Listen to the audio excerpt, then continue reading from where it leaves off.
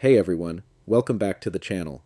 In today's tutorial, I'll show you how to install the Bybit app on your Mac in just a few simple steps. Let's get started. First, open Safari. You can do this by clicking the Safari icon in your dock, or by opening Spotlight Search. To open Spotlight, press Command plus Space on your keyboard, then type Safari and hit Enter.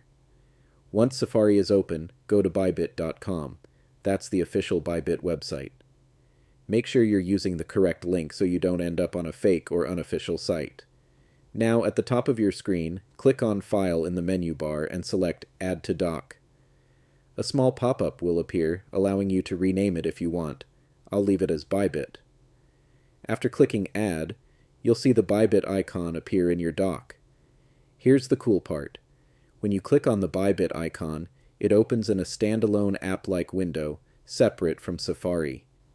You can close Safari, and Bybit will still stay open just like a native Mac app. And that's it.